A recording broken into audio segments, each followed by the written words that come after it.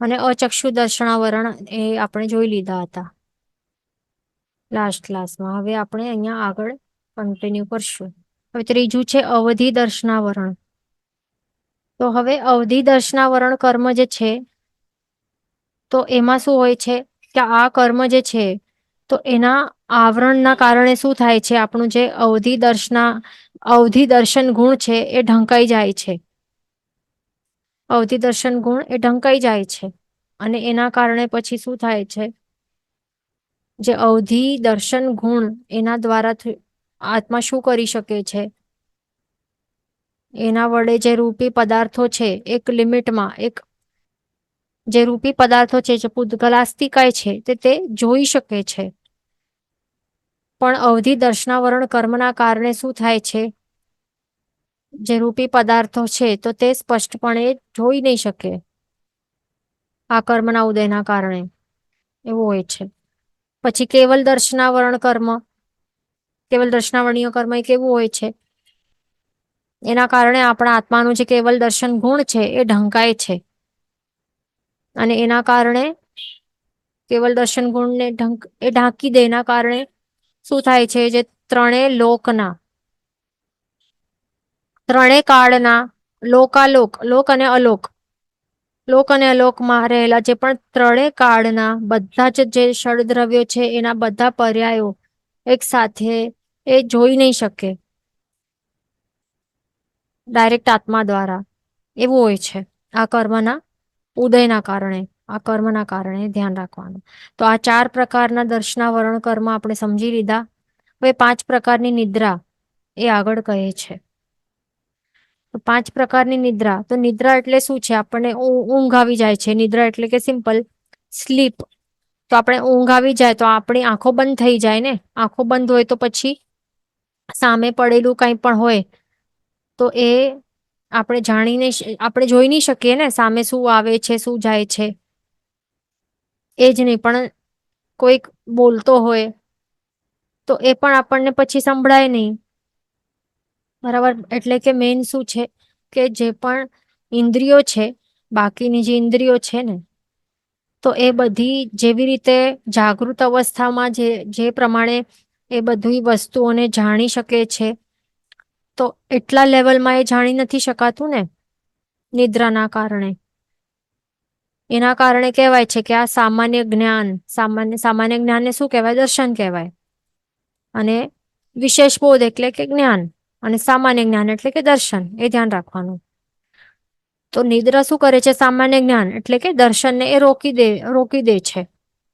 સામાન્ય જ્ઞાન આપણને થઈ નહીં શકે કોઈ પણ વસ્તુઓનું એના કારણે. એવું હોય છે. હવે એના 5 પ્રકારના ભેદ છે એ આપણને સમજવાના છે. હવે પહેલું ક્યાં છે? અહીંયા નિદ્રા,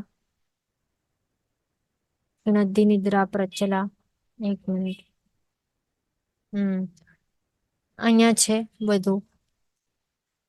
આ જો, આ પહેલું છે. આ પહેલી નિદ્રા છે. આ તો નિદ્રા એટલે કે નિદ્રા આ શું છે? ઊંઘ નહીં, પણ આ એક કર્મ છે. નિદ્રા એટલે કે શું? નિદ્રા દર્શનાવર્ણ્ય કર્મ છે. આ શું? નિદ્રા દર્શનાવર્ણ્ય કર્મ. આ કર્મના ઉદયના કારણે શું થાય છે? જીવોને અલ્પ નિદ્રા આવે છે.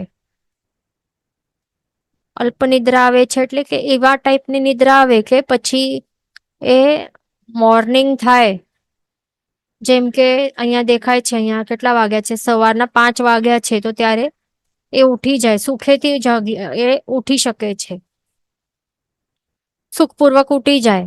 એટલે બહુ ઊંઘ આવે છે, હજી સૂવું છે, એ બધું નાટક નહીં હોય. જાગૃત થઈ જાય ટાઈમ ઉપર એ સૂઈ જાય. એને કહેવાય અલ્પનિદ્રા. બહુ વધારે એમ નહીં કે 10 hours 12 hours સૂતો રહ્યો.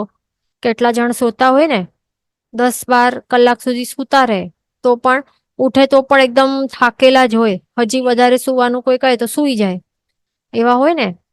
તો એ નહીં, પણ આ નિદ્રા દર્શનાવરણ કર્મના ઉદયના કારણે શું થાય? જીવને અલ્પ નિદ્રા આવે, સુખેથી જાગી શકે જીવ. એવું છે આ. પછી બીજું છે નિદ્રા દર્શનાવર્ણ્ય કર્મ.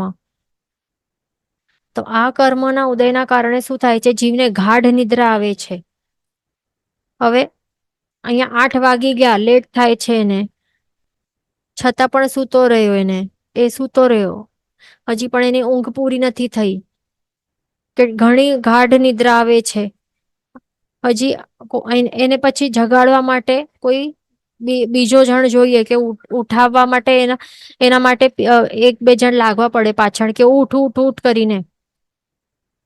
એટલે બહુ દુઃખથી ઉઠે, કષ્ટપૂર્વક ઉઠે એવું હોય. અને અહીંયા જો દેખાય છે ને નિદ્રા, આ પોતે ઉઠી જાય ઓટોમેટિકલી. અહીંયા 5 વાગ્યા કે ઓટોમેટિકલી એની જે સ્લીપ સાયકલ છે પૂરી થઈ, અને ઓટોમેટિકલી ઉઠી ગયો સુખપૂર્વક, કામે લાગી જાય. અને આ નિદ્રા દર્શનાવરણ કર્મના ઉદય વાળું આ જીવ કેવું, કે એને કોઈ ઉઠાડે નહીં તો હજી સૂતો રે. એવી ગાઢ નિદ્રા આવે આ કર્મના કારણે. પછી ત્રીજું છે પ્રચલા. ત્યાં નીચે છે, અહીંયા દેખાય છે પ્રચલા.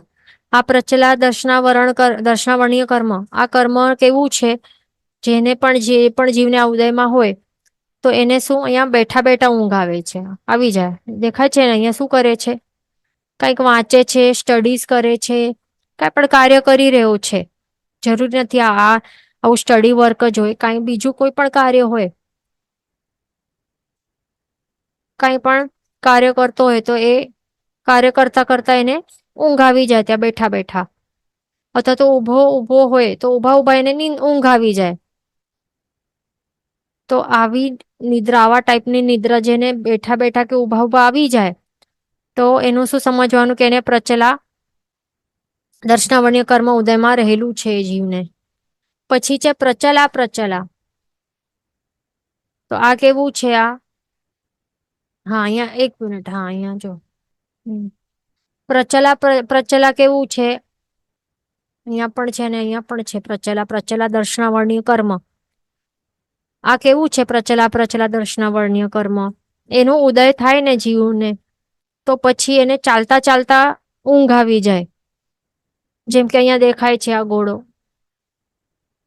એ ચાલી રહ્યો છે અને એને ઊંઘ આવી ગઈ. એવા એનિમલ્સ માટે ઘણું આ કોમન રહેલું હોય છે, કે આટલા થાકેલા હોય અને તો પણ એને લાંબા લાંબા ડિસ્ટન્સ સુધી ચાલતા રહેવાનું હોય, ચાલવું પડે, તો ચાલતા ચાલતા ઊંઘ લઈ લે, ઊંઘમાં ચાલતા જાય. અહીંયા પણ જો દેખાય છે મનુષ્યોનું, અહીંયા કે ઊંઘમાં ચાલી રહ્યા છે, ચાલતા ચાલતા ઊંઘ આવી જાય છે. તેવું છે આ પ્રચલા દર્શનાવર્ણીય કર્મ. હવે 5મી નિદ્રા કઈ છે, અહીંયા દેખાય છે ફોટોમાં, થિણદ્ધિ નિદ્રા. એમાં શું છે, અહીંયા એનું બીજું નામ શું છે, સ્થ્યનર્ધિ નિદ્રા અથવા તો થિણદ્ધિ નિદ્રા, જે પણ ઈઝી લાગે આપને એવી રીતે. એમ તો બંને બાહેટ કરવાનું,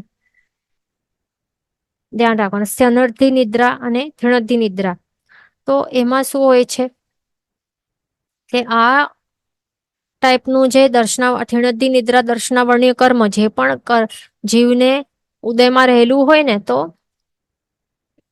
એમના માટે કેવું હોય છે, કે દિવસમાં જે પણ એ ધારી રાખે ને, કે આ મને કાર્ય આ કરવાનું છે, એટલે એક નિશ્ચય કરીને બેઠેલા હોય, એવું કઠિન કાર્ય કે એ જાગતો હોય ને, તો એવી અવસ્થામાં એ કરી નહીં શકે, કારણ કે એના પાસે આટલી શક્તિ ત્યારે રહેલી નથી. જો શક્તિ હોય તો કરી લે, પણ ત્યારે એના પાસે આટલી શક્તિ નથી.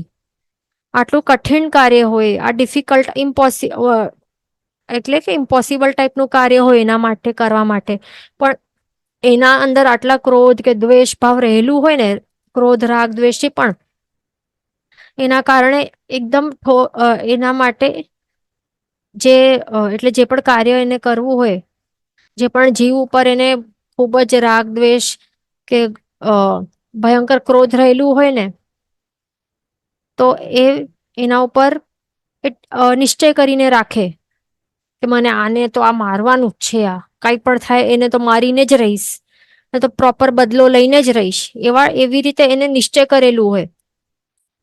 અને એવી રીતે એ ક્રોધની આગ ભભૂકી રહેલી હોય એના અંતરમાં.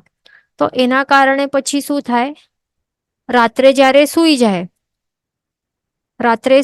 અને એને એવું નથી કે હા હું રાત્રે સૂઈને પછી કરીશ, એવું એના માઇન્ડમાં નહીં હોય. બટ માત્ર એ લેવલનું ક્રોધ રહેલું હોય, એ ઇન્ટેન્સિટીનું ભયંકર ક્રોધ રહેલું હોય કે મને આ તો મારવાનું જ છે, આને બરાબર હું જોઈ લઈશ એને, એવી રીતે. પણ ત્યારે એને ખબર છે કે એટલે હું નહીં કરી શકવાનું, જે મારવાનું હોય કે હિંસક કાર્ય છે એના પાસે આટલી તાકાત નહીં હોય કરવામાં.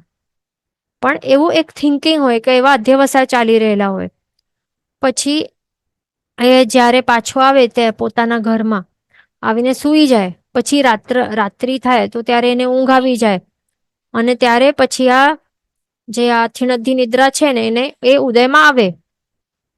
અને એ ઊંઘ આવી હોય, આ થીણધી નિદ્રા દર્શનાવર્ણ્ય કર્મ, આ કર્મના કારણે એવા લેવલની ઊંઘ આવે કે પછી એ ઉઠી જાય, એ જીવ ઉઠીને જે નિશ્ચિત કરેલું કાર્ય હોય ને દિવસમાં, ચિંતવેલું કાર્ય હોય એ જઈને કરીને પણ આવે, છતાં પણ એને ખ્યાલ નહીં આવે કે હું આ કરી રહ્યો છું હમણાં. એ ત્યારે જાગૃત અવસ્થામાં નહીં હોય, એવા ગાઢ એવી નિદ્રા હોય. અને આ નિદ્રા કેવી છે? ઇટ ઇઝ ડ્રિવન બાય ક્રોધ. ક્રોધ વગેરે એવા દ્વેષભાવથી પ્રેરિત એવી નિદ્રા હોય છે.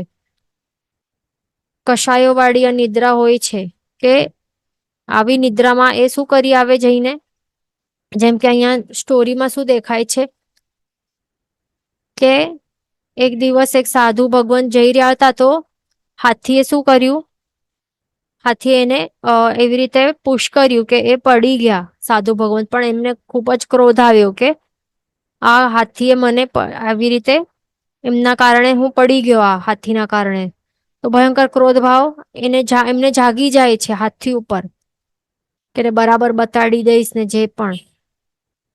અને પછી શું થાય છે, એ સૂઈ જાય છે રાત્રે આવીને ઉપાશ્રયમાં.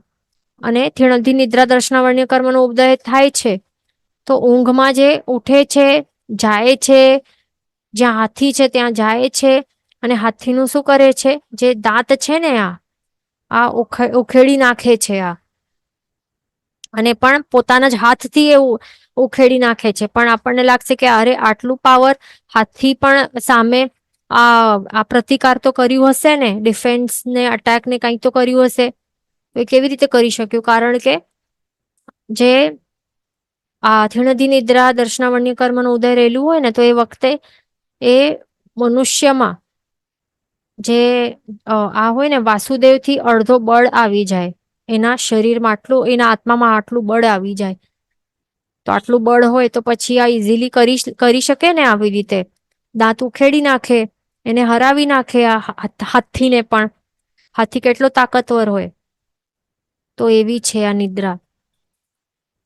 અને પછી સુઈ જાય, ઉઠે તો ત્યારે, એટલે આ જયારે ઉદયમાં હોય ને આ નિદ્રા, તો ત્યારે આટલું બળ આવી જાય એના આત્મામાં, એવું હોય, એ ધ્યાન રાખવાનું. તો આવી રીતે જે ચિંતવેલો કાર્ય છે દિવસે, આ ક્રોધથી પ્રેરિત આવો કાર્ય, તો એ કરીને આવી ગયા અને પાછો આવીને ઉપાશ્રયમાં સુઈ ગયા.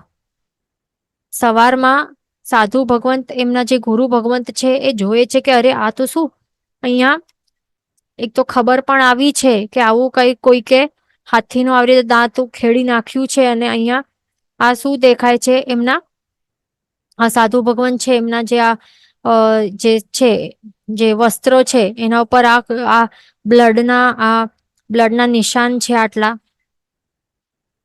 લોહીના નિશાન છે, એ ક્યાંથી આવ્યા હશે? તો એ એવી રીતે સમજી જાય છે કે જરૂરથી એમને થીણધી નિદ્રા દર્શનાવર્ણ્ય કર્મ ઉદયમાં રહેલું હશે.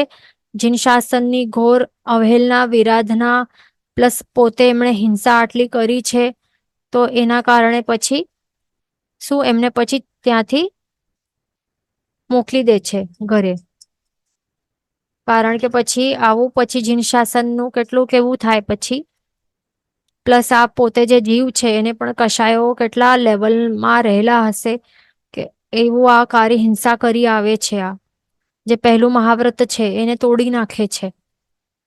એટલા માટે પછી એમને ઘરે મોકલી દે છે, કારણ કે તે જ પ્રોપર નિર્ણય હોય છે એ વખતે, એવો હોય છે. તો આટલું બળ આવી જાય છે એનામાં.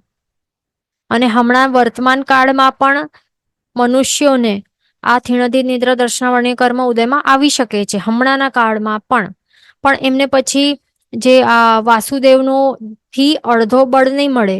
હમણાંના કાળમાં કેટલું હોય, 5 થી 7, 5 to 6, 5 to 7 ટાઈમ્સ જે નોર્મલ હ્યુમન્સ હોય છે, એવરેજ હ્યુમનનું સ્ટ્રેન્થ હોય એનાથી મલ્ટીપ્લાઇડ બાય 5 to 6 ટાઈમ્સ વધારે સ્ટ્રેન્થ એમનો વધી જાય. અને જે પણ નિશ્ચિત કરેલું જે હોય એવું ક્રોધથી પ્રેરિત એવું જે કાર્ય હોય છે તો તે કરી આવે અને સૂઈ જાય. કેટલા આપણે સાંભળ્યું હશે ને એવું સ્લીપ વોકિંગ કહેતા હોય, સ્લીપ વોકિંગ ડિસઓર્ડર કહેતા હોય. તો એ પછી કરીને આવી જાય, મર્ડર કરી આવી જાય કોઈકનું અને પછી સૂઈ જાય. એવું પણ હમણાં પણ એવું ઉદયમાં રહેલું હોય છે, હમણાંના કાળમાં પણ. એ ધ્યાન રાખવાનું. તો આટલું આપણે સમજી લીધું. અહીંયા ક્વેશ્ચન છે કે ઓલ ધીઝ ભૂત type capture of human can be type of થિણધી નિદ્રા. એટલે એમનું ક્વેશ્ચન છે કે જે ભૂત વળગી જાય તો પછી આ થિણધી નિદ્રા એમને આવતી હશે. તો જે ભૂતને બધું કહીએ ને, ભૂતની વળગાડ વગેરે થતી હોય છે જીવોને, મનુષ્યોને હમણાંના ટાઈમમાં, તો એ શું હોય છે, મનુષ્યની અંદર જે દેવતાઓ હોય છે ને, દેવદેવીઓ, કોઈ પણ વ્યંતર દેવદેવીઓ, તો એની અંદર એમના શરીરની અંદર પ્રવેશી જાય. એના કારણે પછી એમને આટલી શક્તિ આવી જાય. તો શક્તિ કોની? એ મનુષ્યની નથી, પણ એ જે અંદર પ્રવેશ્યો છે, વળગાડ થઈ છે જે પણ વ્યંતર દેવ કે દેવીની, તો એની શક્તિ હોય છે તે. તો એમને થીણધી નિદ્રા તૈયારે નહીં હોય, એ તો વળગાડ કહેવાય. એની અંદર એવી રીતે ઉપસર્ગ થયો છે દેવતાનો, દેવ કે દેવીનો, એવી રીતે જાણવું. તો અહીંયા આપણે શું જોયું? આટલું દર્શનાવર્ણ્ય કર્મના 9 ભેદ આપણે સમજી લીધા. 4 દર્શનાવરણ અને 5 નિદ્રાઓ. આ ટોટલ મળીને 9 પ્રકારના દર્શનાવર્ણ્ય કર્મોના ભેદ આપણે સમજ્યા. હવે આગળ ચાલશું. નેક્સ્ટ શું છે? ત્રીજો ઘાતી કર્મ છે મોહનીય કર્મ. તો આ મોહનીય કર્મ કેવું છે? કર્મોનું રાજા કહેવાય છે. અને એના કારણે, મોહનીય કર્મના કારણે એનું એટલે એનું ફળ એ કેવું બતાડે છે, એનું ફળ કે વિપાક કેવું છે કે એ આત્માને અવિવેકી બનાવે. અવિવેકી એટલે કે શું?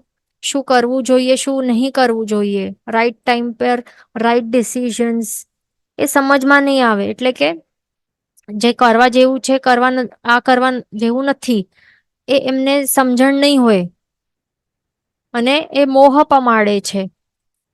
રાગ કરાવે છે, દ્વેષ કરાવે છે, મોહ પમાડે છે, આસક્તિ કરાવે છે, અકર્તવ્યો કરાવે છે, એટલે જે કરવા ન જોઈએ એવું કરાવે છે એમને. તો આ મોહનીય કર્મ મેન તો આ શું, એ ભ્રમ શું ભમાડે છે જીવને. શું કરાવે છે? ભમાડે છે. એ જેમ કે દારૂનું સેવન કોઈ કરે જીવ, તો એ કેવો અવિવેકી બની જાય. શું બોલવા જેવું છે, શું બોલવા જેવું નથી, એની ભાન નહીં રહે. ક્યાં જવા જેવું છે, ક્યાં જવા જેવું નથી. આ ગટર છે, ગટર પણ એની સારી લાગે. એટલે એનું જે થિંકિંગ કે એનાલિટિકલ પાવર કે જે પણ કહીએ, થિંકિંગ પ્રોસેસ, એનાલિટિકલ પાવર, એના ઉપર એ શું કરે, એનું બધું ગડબડ કરી નાખે, વિપરીત કરાવી નાખે. એવું છે આ મોહનીય કર્મ. તો આ મોહનીય કર્મના શું છે? બે મેઇન મુખ્ય ભેદ છે, દર્શન મોહનીય અને ચારિત્ર મોહનીય કર્મ. ધ્યાન રાખવાનું, એ બે મુખ્ય એના ભેદ છે. તો દર્શન મોહનીય કર્મના વળી 3 છે: મિથ્યાત્વ મોહનીય, મિશ્ર મોહનીય અને સંકિત મોહનીય. તો પહેલા આપણે જોવાનું છે દર્શન મોહનીય કર્મ. આ પહેલું મુખ્ય ભેદ. એનું વિપાક શું છે? દર્શન મોહનીય કર્મ એ શું છે? એ આપણા આત્માના કયા ગુણને ઢાંકે છે? સમ્યક દર્શન ગુણનું આવરણ કરે છે. ધ્યાન રાખવું. એટલે અહીંયા ગડબડ નહીં કરવાની. દર્શનાવર્ણ્ય કર્મ અલગ છે અને દર્શન મોહનીય કર્મ અલગ છે. બંનેમાં આપણને કન્ફ્યુઝન ક્રિએટ થવું ન જોઈએ બંનેમાં. દર્શનાવર્ણ્ય કર્મ શું કરે છે? જે ઇન્દ્રિયો છે, તો ઇન્દ્રિયો ઉપર ઇન્દ્રિયોની જે શક્તિ હોય છે ને, ચાખવાની, સૂંઘવાની, જોવાની, સ્પર્શ કરવાની, એની ઉપર અસર કરે છે. એ દર્શનાવર્ણ્ય કર્મ. નિદ્રા આવી અલગ અલગ ટાઈપની નિદ્રા લાવે છે ને, એ છે દર્શનાવર્ણ્ય કર્મ. અને દર્શન મોહનીય કર્મ શું છે? સમ્યક દર્શન ગુણનું આવરણ કરે છે. બંનેમાં ઘણું જ ફરક છે. બંનેમાં મિક્સ આપણને કરવાનું નથી, એ ધ્યાન રાખવાનું. બરાબર. સમ્યક દર્શન એટલે કે શું? સાચી દૃષ્ટિ. સમ્યક એટલે કે સાચી, અને દર્શન એટલે કે દૃષ્ટિ. જે સાચી દૃષ્ટિ છે એટલે કે સાચી માન્યતા. સાચી માન્યતા નું આવરણ કરીને આપણામાં વિપરીત માન્યતા આવી જાય છે. એટલે કે જીન શાસન એટલે સોરી જીન વચન વિરુદ્ધ માન્યતા, એનાથી વિપરીત માન્યતા આપણી આવી જાય છે. રોંગ બિલીફ થાય છે. જે જેવું છે તેવું તેવું આપણને નહીં લાગે. એનાથી વિપરીત જે પ્રભુએ બતાડ્યું છે એનાથી વિપરીત આપણને બધું સત્ય લાગે. તો આ છે આ કાર્ય દર્શન મોહનીય કર્મનું. એવું છે આ વિપરીત માન્યતા લાવે છે આપણામાં. એટલે દર્શન મોહનીય એ માન્યતાનો વિષય છે. જે રોંગ બિલીફ, મિથ્યા બિલીફ એ આપણામાં લાવે છે. એ ધ્યાન રાખવાનું. તો હવે દર્શન મોહનીય કર્મના 3 પ્રતિભેદો છે: મિથ્યાત્વ, મિશ્ર અને સંકિત મોહનીય કર્મ. તો સૌથી પહેલું છે મિથ્યાત્વ મોહનીય કર્મ. તો મિથ્યાત્વ મોહનીય કર્મના આવરણના કારણે, એના કારણે શું થાય છે? આત્મા ઉપર શું અસર કરાવે છે આ કર્મ? એનું ઉદય રહેલું હોય ને, તો પ્રભુએ જે પણ તત્વો બતાડ્યા છે, આપણે 9 તત્વો ભણી લીધા ને. ક્યાં ક્યાં ભણ્યા છે આપણે 9 તત્વો? ટોપિક નંબર 2 માં આખો 9 તત્વો જ હતું ને. આ ટોપિક નંબર 3 છે કર્મગ્રંથ. ટોપિક નંબર 2 માં 9 તત્વો બતાડ્યા છે. તો પ્રભુએ જે તત્વો બતાડે છે એટલે કયા તત્વો? જે 9 તત્વો છે એ જ તત્વો પ્રભુએ બતાડ્યા છે. ધ્યાન રાખવું. જે જીનવાણી છે પ્રભુની, જે દેશના હોય ને, કેવલ જ્ઞાન બાદ જેટલી પણ દેશના આપે, તો એ બધી 9 તત્વો ઉપર જ બેઝડ હોય છે. 9 તત્વોમાં બધું જ જ્ઞાન સમાઈ જાય છે. અને પ્રભુએ જે 9 તત્વો છે, જે જેવું છે એનું યથાર્થ સ્વરૂપ બતાડ્યું છે. તો એવું એના ઉપર આપણને શ્રદ્ધા કે રુચિ જ નહીં જાગે. આ મિથ્યાત્વ મોહનીય કર્મના આવરણના કારણે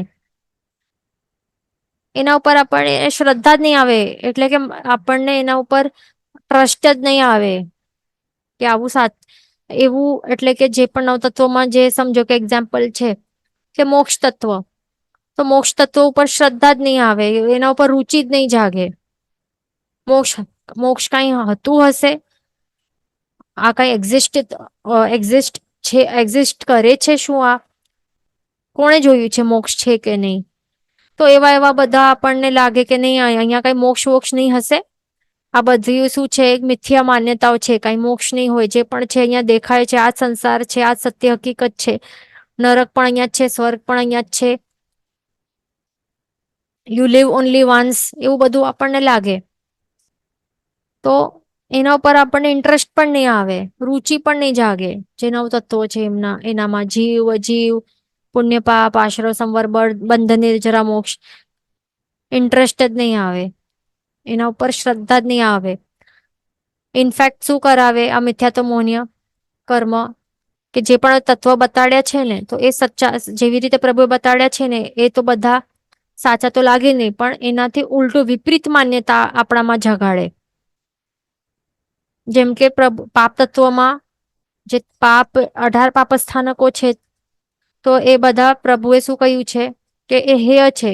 પાપ તત્વ હેય છે, ત્યાગવા યોગ્ય છે, પણ તે આપણને આદરવા યોગ્ય લાગે કે આ કરવા જેવું છે નહીં.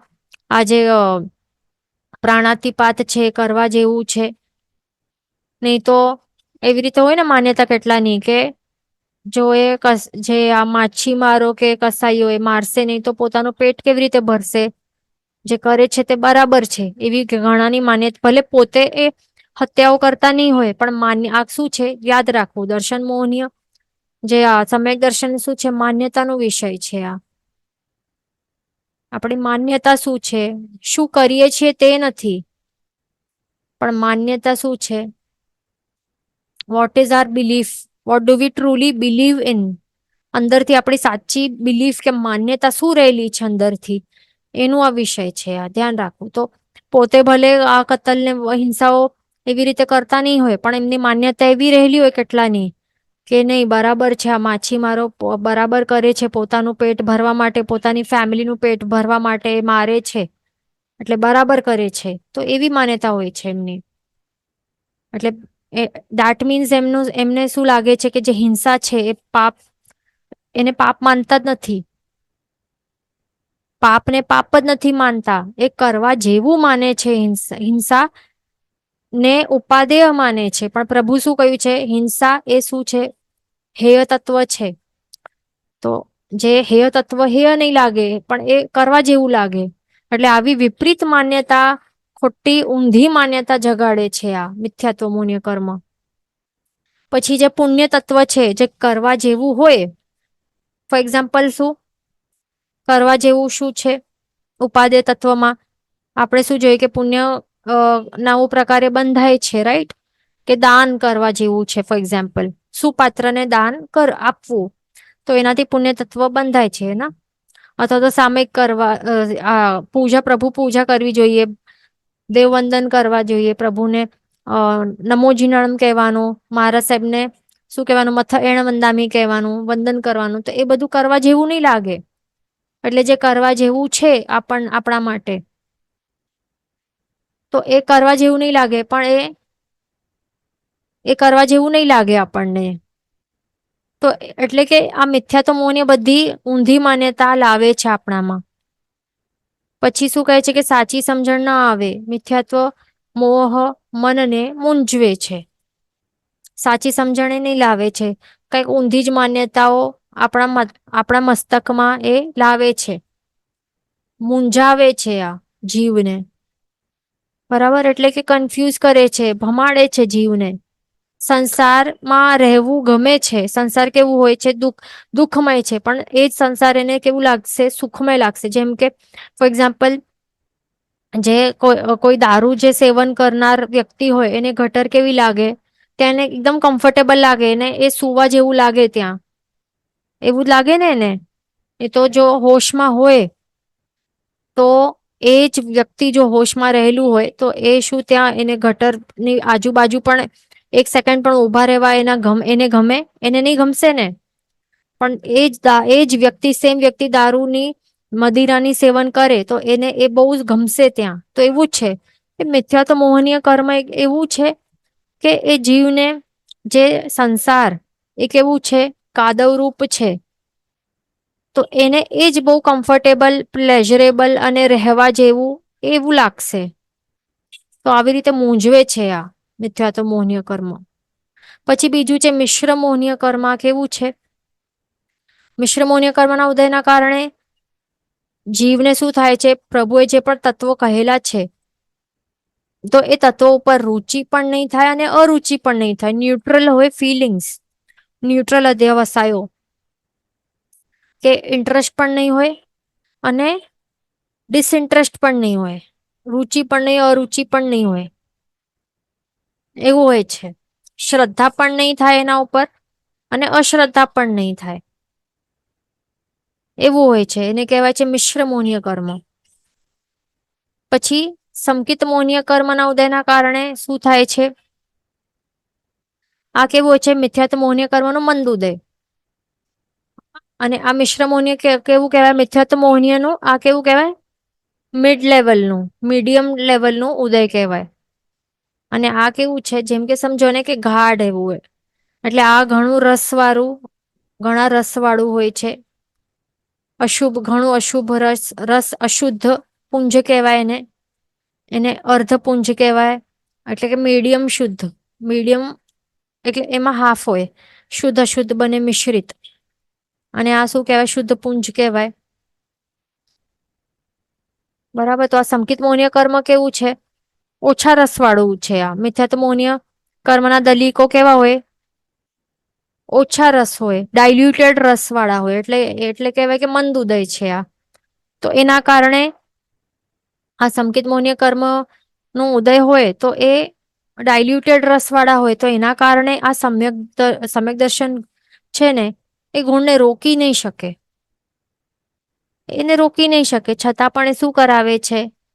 નાના નાના એવી શંકાઓ પેદા કરે છે મનમાં, દોષો લાવે છે. એટલે કે સમ્યક દર્શન ગુણ છે એને મલિન કરે છે, મલિન કરવાનું કામ કરે છે સંકિત મોહનીય કર્મ. બરાબર. સમ્યક દર્શન ગુણ છે ને, તો એ આત્મામાં રહેલું હોય તો સમ્યક દર્શન ગુણના કારણે, અહીંયા ધ્યાન રાખવાનું કે સમ્યક દર્શન ગુણ હોય ને તો એના કારણે પરમાત્માના તત્વો ઉપર રુચિ થાય, એ ધ્યાન રાખવાનું. પણ સંકિત મૌન્ય કર્મના ઉદયથી શું થાય? એના ઉદયથી આ થાય, એનું વિપાક આ છે, ધ્યાન રાખવાનું. સંકિત મૌન્ય કર્મના ઉદયથી શું થાય? આ થાય, આ શંકા લાવે, દોષો, એટલે કે જે સમ્યક દર્શન ગુણ છે એને મલિન કરે છે, આ ધ્યાન રાખવાનું. અને આ સમ્યક્ત્વના કારણે પરમાત્મા તત્વો ઉપર રુચિ થાય. બરાબર. એટલે સમ્યક દર્શન ગુણના કારણે પ્રભુએ જે બતાડ્યા છે એના ઉપર રુચિ થાય, એના ઉપર શ્રદ્ધા આવે. ઓકે. એટલે સમ્યક દર્શન ગુણના કારણે આ થાય. પણ અહીંયા શું થાય છે? સમ્યક્ત્વ સંકિત મૌન્ય કર્મ, કર્મના ઉદયથી શું થાય? કર્મના ઉદયથી આ શંકા થાય, મલિન કરે છે આપણા સમ્યક દર્શન ગુણને. અહીંયા કરેક્શન કરી લેવાનું, એ ધ્યાન રાખવાનું. અને જ્યાં સુધી એ રહેલું હોય ત્યાર સુધી શું કરે? અતિચાર, જે આપણું આપણે આ લીધું હોય ને, સંકિતનું આપણે પચ્ચખાંડ લીધું હોય, આપણા 12 વ્રત લીધા હોય તો 12 વ્રત કોના સહિત હોય? સંકિત સહિત 12 વ્રત લઈએ ને આપણે. સમ્યક્ત્વ પહેલું વ્રત તો સમ્યક્ત્વનું જ હોય ને. સંકિત સહિત 12 વ્રત લઈએ. ઓકે. તો જે સમ્યક્ત્વ વાળું આપણે જે આ વ્રત લીધું હોય તો એ વ્રતમાં અતિચારો એ લગાડે છે. એના કારણે અતિચારો લગાડે છે, સમ્યક્ત્વ ગુણને મલિન કરે છે, કારણ કે શંકાઓ પેદા કરે છે. એવું છે આ વિપાક મૌન્ય, સંકિત મૌન્ય કર્મનું ધ્યાન રાખવાનું. પણ આ કર્મ એ સમ્યક્ત્વને રોકી શકતો નથી, એ ધ્યાન રાખવાનું. તો આપણે આવી રીતે સમજી લીધું દર્શન મૌન્ય કર્મનું. એના 3 પ્રતિભેદો સમજી લીધા. એટલે મેન સિમ્પલ શું છે કે મેન તો આ કર્મ છે, મિથ્યાત્વ મૌન્ય કર્મ. એનું આ ડાયલ્યુટેડ વર્ઝન છે આ સંકિત મૌન્ય, અને હજી પણ વધારે ડાયલ્યુટેડ વર્ઝન છે સંકિત મૌન્ય કર્મ. એટલે દલીકો કોના છે? મેન મિથ્યાત્વ મૌન્ય કર્મના મેન આના જ દલીકો છે. તો આ એકદમ સ્ટ્રોંગ વર્ઝન છે. એનાથી ડાયલ્યુટેડ વર્ઝન આ મિશ્ર વાળું છે. એનાથી પણ ઘણું જ ડાયલ્યુટેડ વર્ઝન, મિથ્યાત્વ મૌનીનું ઘણું ડાયલ્યુટેડ વર્ઝન ને કહેવાય સંકિત મૌન્ય કર્મો. ઓકે. આટલું બેઝિક યાદ રાખવાનું. હવે છે ચારિત્ર મૌન્ય કર્મ. તો હા, મૌન્ય કર્મના 2 મુખ્ય ભેદ કયા હતા? દર્શન મૌન્ય કર્મ અને બીજું છે ચારિત્ર મૌન્ય કર્મ. તો ચારિત્ર મૌન્ય કર્મ છે તો એ કેટલા પ્રકારે છે? એના કેટલા ટોટલ ભેદ છે? 25 ભેદ છે. આપણું જે અનંત ચારિત્ર ગુણ છે એને એ ઢાંકે છે. બરાબર. ચારિત્રનો ઉદય થવા નથી દેતો, આવું છે આ ચારિત્ર મૌન્ય કર્મ. તો અહીંયા શું જોયું? ઉપર આપણે શું જોયું? જે દર્શન મૌન્ય કર્મ છે એનું શું છે? વિપાક, કે સમ્યક દર્શન ગુણનું આવરણ કરી નાખે છે, મિથ્યા માન્યતા લાવે છે. એનું આ કાર્ય, એનું આ વિપાક છે. ઓકે. સમ્યક દર્શન ગુણનું ઢાંકે છે. ઓકે. દર્શન મૌન્ય કર્મ. અને ચારિત્ર મૌન્ય કર્મ શું કરે છે? ચારિત્ર ગુણને ઢાંકે છે, ચારિત્રનો ઉદય થવા દેતો નથી. ભલે સાચી સમજણ છે એના જીવમાં, સાચી સમજણ છે, શું વિવેક છે, શું કરવા જેવું છે, શું કરવા જેવું નથી, એને ખ્યાલ છે, છતાં પણ એ એક્ઝિક્યુશનમાં એ લાવવા દેતો નથી. એ practically he cannot do whatever એને ખ્યાલ છે, સમજણ જે પણ છે, આ કરવા જેવું છે, કરવા જેવું નથી. એના પાસે સાચી સમજણ છે છતાં પણ એનું પાલન એ કરી નથી શકતો. એટલે કે ચારિત્રનું ઉદય કરવા નથી દેતો, એનું પાલન જ નથી કરી શકતો જીવ. આ ચારિત્ર મૌન્ય કર્મના કારણે એવું છે. આ એના છે 25 ભેદ. 25 માંથી 16 કષાયો છે અને 9 નો કષાયો છે. 16 કષાયો અને 9 નો કષાયો છે. તો પહેલા 16 કષાયો એટલે કે શું છે, કયા છે તે સમજી લઈએ. આગળ પણ ટેબલ છે. પહેલા તો આ અહીંયા સમજી લઈએ. 16 કશાયમાં કોણ? પેલા તો કશાય શું છે? કશાય એટલે કે કશ અને આય. કશ એટલે કે સંસાર અને આય એટલે કે શું? ઇન્કમ. આય એટલે ઇન્કમ ને. કશ એટલે કે સંસાર અને આય, કશ પ્લસ આય એટલે કે કશાય. આય એટલે કે આપણે કહીએ ને કે આટલી આય, આયકર વિભાગ એટલે કે શું? ઇન્કમ ડિપાર્ટમેન્ટ ને. આય એટલે કે ઇન્કમ થાય, એટલે આવે કે લાભ થાય કે મળે, એનું એ મિનિંગ્સ છે આ. એટલે સંસારનો લાભ થાય એટલે કે સંસારની વૃદ્ધિ થાય, જેનાથી સંસારનો લાભ થાય. લાભ એટલે કે શું? મળવું કે વૃદ્ધિ થવી કે ઇન્કમ થવું, એને આ વર્ડનું મિનિંગ છે લાભ. ઓકે, તો જેનાથી સંસારનો લાભ થાય એટલે કે સંસારની વૃદ્ધિ થાય, સંસાર વધે, સંસારનો લાભ થાય, એને કહેવાય છે કશાય. અને નો કશાય એટલે કે શું? જે કશાય કરવામાં નિમિત્ત બને. કશાય કરવામાં નિમિત્ત આ બને છે, આ કેટેલિસ્ટ બને છે, માધ્યમ બને છે આ નો કશાયો. એના કારણે શું? કશાયોનો ઉદય થાય છે. આ ઉદય કરવાના કારણો છે આ નો કશાયો, તો એને કહેવાય નો કશાય. હવે 16 કશાયો કયા છે? ક્રોધ, માન, માયા, લોભ, અનંતાનુબંધી વગેરે 4 ને ગુણતા 16. તો તે પહેલા આપણે જોઈ લઈએ. આગળ છે, પછી નો કશાય જોશું એના બાદ. 16 કશાયોનું ચાર્ટ તે આપણને જોવાનું છે પહેલા. અહીંયા સૌથી પહેલું કયો કશાય છે? ક્રોધ. ક્રોધ કશાય. આ શું છે? કશાય છે. ક્રોધ કશાય ચારિત્ર, મોહ્ય, કર્મ. તો આ ક્રોધ કશાય ચારિત્ર, મોહ્ય, કર્મના 4 પ્રકારો છે. અનંતાનુબંધી ક્રોધ કશાય ચારિત્ર, મોહ્ય, પછી અપ્રત્યાખ્યાન ક્રોધ, અહીંયા પછી ક્યાં છે? પ્રત્યાખ્યાનીય ક્રોધ અને સંજ્વલન ક્રોધ. આવી રીતે 4 પ્રકારના ક્રોધ કશા ચારિત્ર, મોહ્ય, કર્મના 4 પ્રકારો છે. ઓકે, તો આપણે પહેલું જોઈએ અહીંયા અનંતાનુબંધી ક્રોધ કશા ચારિત્ર, મોહ્ય, કર્મ. તો આ એનું સ્વરૂપ આપણે સમજી લઈએ, એટલે કે એનું ફળ વિપાક ને શું છે, કેવી રીતે બંધાય ને બધું. તો આ અનંતાનુબંધી ક્રોધને શેની ઉપમા આપેલી છે શાસ્ત્રકાર ભગવંતોએ? પર્વતમાં અહીંયા રેખા દેખાય છે ને, આ તિરાડ, તો પર્વતમાં રહેલી તિરાડ સમાન છે આ અનંતાનુબંધી ક્રોધ. એવી છે આ. અહીંયા જો, पर्वत में दरार पड़ने के बाद वह मिट नहीं सकती है. શું આ મટી શકે?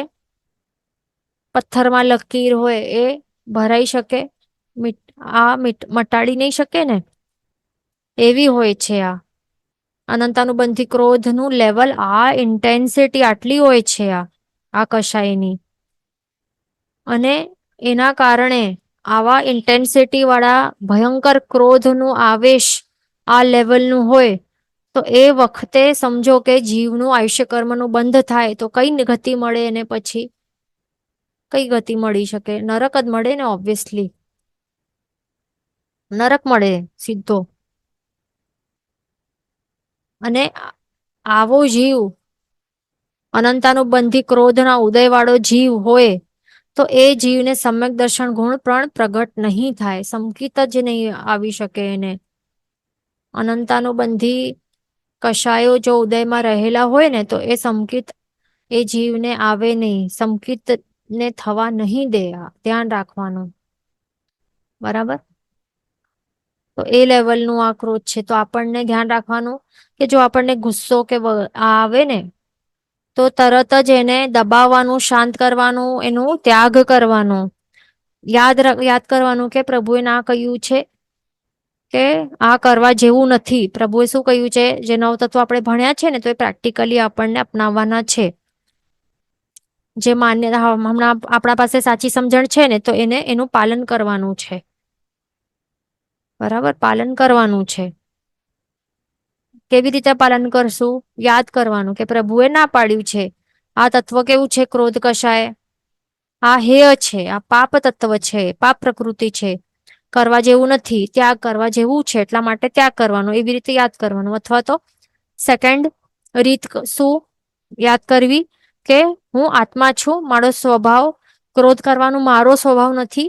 મારો સ્વભાવ છે ક્ષમા કરવાનું, આ ક્રોધ છે વિભાવ દશા છે, કર્મની દશા છે. તો એવી રીતે યાદ કરીને આપણને બેસાડી નાખવાનું, ત્યાગ કરી નાખવાનું. કારણ કે આપણે ભયંકર ક્રોધની જ્વાલાથી ભભૂકશું તો શું થશે? સામેવાળાને તો કઈ ફરક નહીં થાય કે થાય જે પણ થાય, પણ પોતાના આત્માનું એ જ વખતે જો આયુષ્ય કર્મનું બંધ થયું તો નક્કી નરક આવતો ભાવ, નરક આપણે પોતે લખી દીધું કે હા નરક તો આપણું ફિક્સ થઈ જશે પછી. એટલે આ ત્યાગવું. આપણને સમજો કે કોઈક જીવ ઉપર એવું ભયંકર ક્રોધ આવ્યું રહેલું હોય ને, અનંતાનુબંધી ક્રોધ, એટલે કે એકદમ વેર ઝેર વાળું કે હિંસા કરી નાખવાનું એ લેવલનું ઇન્ટેન્સ ક્રોધ રહેલું હોય, અને છતાં પણ આપણે જ્યારે સંવત્સરીના દિવસો હોય ને, પર્યુષણનું લાસ્ટ દિવસ એટલે કે સંવત્સરીનો દિવસ, તો એ સંવત્સરીના દિવસે થી પહેલા આપણને શું કરવાનું હોય? પ્રતિક્રમણ પહેલા બધું આપણને ખમાવી દેવાનું જરૂરી છે ને.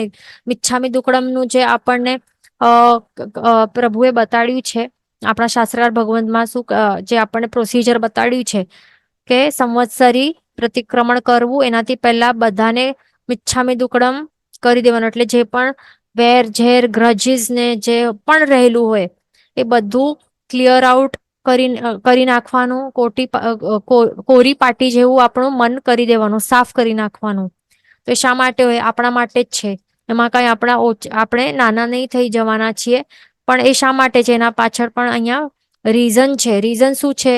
કે જો એક વર્ષમાં એટલે કે સંવત્સરી ટુ સંવત્સરી 1 યર થાય ને, તો જો આપણે 1 યરમાં 1 યર થી પહેલા 1 યર પાર થાય એનાથી પહેલા જ એટલે કે સંવત્સરીના દિવસે પણ એ પ્રતિક્રમણ પહેલા પણ જો આ અનંતાનુબંધી ક્રોધનું આપણે ત્યાગ નહીં કરીશું ને, તો પછી શું થશે?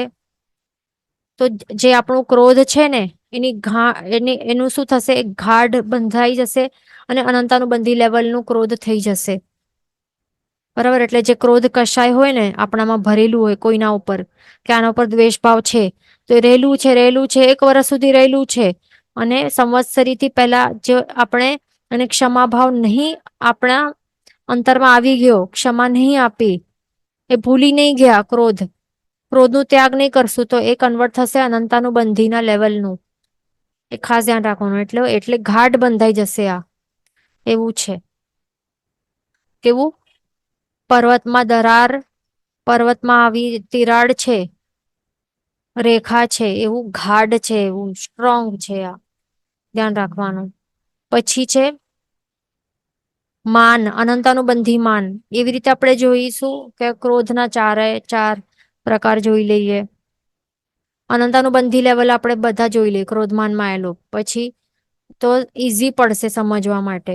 ઓકે, હવે ક્રોધ પછી માન, એ પણ કયા લેવલનું? અનંતાનુબંધી માન.